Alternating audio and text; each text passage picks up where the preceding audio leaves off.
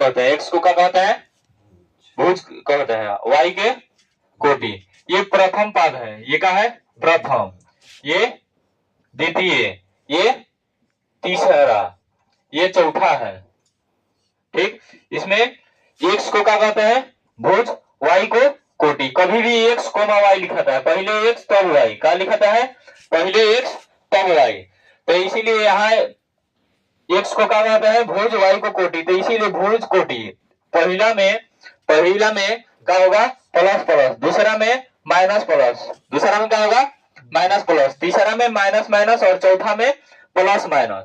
इसी तरह इसमें एक दो नंबर के क्वेश्चन इस तरह पूछ देता है कि x को क्या कहते हैं, भुज, y को क्या कहते हैं, कोटि। ठीक, अब इसी पर हम क्वेश्चन दो तीन वो लिखे हैं। ठीक, इधर देखो, पहला क्वेश्चन है कि बिंदु -3,5 -3,5 किस पाद में है। तो देखो दोनों माइनस में है ना, दोनों माइनस में, तो दोनों माइनस में किस पाद में है, तीसरा। तो ये इसका क्या आंसर हो जाएगा, तीसरा।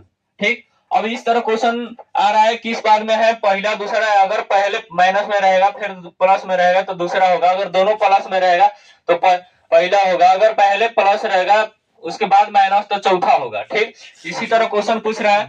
और इसमें देखो बिंदु 6,-5 क्या कह रहा है, 6,-5 का भुज कौन है, भुज, इसमें से भुज, तो हम क्या बोले हैं, x को भुज कहते हैं, और पहले x और y लिखा था, पहले क्या लिखा था, x और y।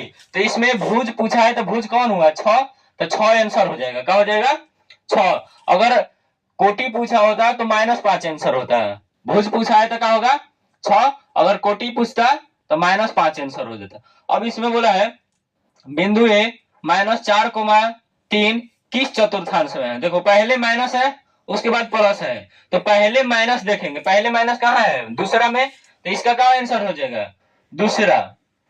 ठीक, इसी तरह क्वेश्चन ऑब्जेक्टिव में एक दो नंबर के आ जा रहे हैं। ठीक, इसी तरह आराम से इसको याद कर लो, x को भुज कहते हैं, y को कोटि कहते हैं, ये प्लस माइनस इसको याद कर लो कि ये प्लस प्लस होता है पहला में, दूसरा में माइनस प्लस होता है, तीसरा में माइनस माइनस होता है, और चौथा में प्लस माइनस। इसी तरह ऑब्जेक्टिव आएगा और ऑब्जेक्टिव को 2-3 नंबर आराम से क्लियर कर लोगे।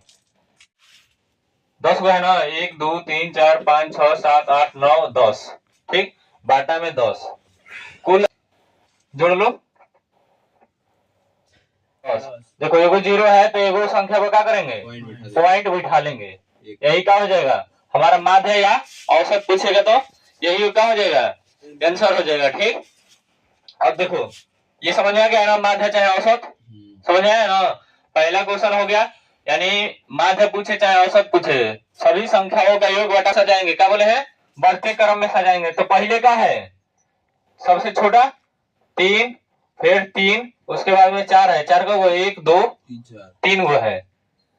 ठीक, 4 सरिया लिए, उसके बाद में क्या है, 5 है, 5 का वो है 2 गो है। ठीक, उसके बाद में 6 है, 6 है, एगुड़े है ना 6, उसके बाद में 7 है, उसके बाद में क्या है 10 है, 1 2 3 4 5 6 7 8 9 10।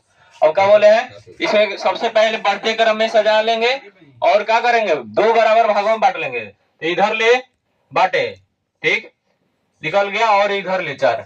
ठीक, तो 2 को बचा है ना, तो क्या बोले, अगर एगो बचा होता तो वही माध्यक हो जाता, अब जब 2 को बचा है तो दोनों के जोड़ के 2 ले क्या करेंगे, भाग दे देंगे, तो कटाएंगे कितना होगा 4.5, ये हो जाएगा माध्यक। माध्यक बहुलक, बहुलक के लिए इसी में यही संख्या में देखो, माध्यक समझ में आ गया।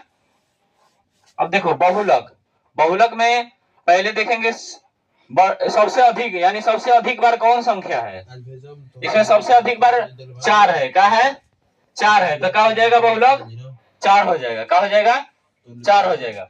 अब परिसर के फॉर्मूला लिखा है, सबसे बड़ा संख्या माइनस सबसे छोटा संख्या, तो सबसे बड़ा क्या है 10 है, और सबसे छोटा क्या है 3 है, घटा लेंगे क्या हो जाएगा, परिसर 7 हो जाएगा। तो चारों क्वेश्चन समझ में आ गया। पहला क्वेश्चन समझ में आया ना, सभी संख्याओं का योग बटा में सभी संख्या, माध्यक में बढ़ते क्रम में सजाएंगे, अगर 1 बचेगा तो वो माध्यक हो जाएगा, अगर 2 बचेगा तो दोनों को जोड़ के 2 से भाग कर देंगे।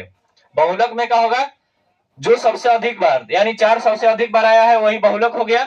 परिसर में क्या करेंगे, सबसे बड़ा संख्या, सबसे बड़ा है 10 और सबसे छोटा है 3, घटा लेंगे, वो क्या हो जाएगा, परिसर।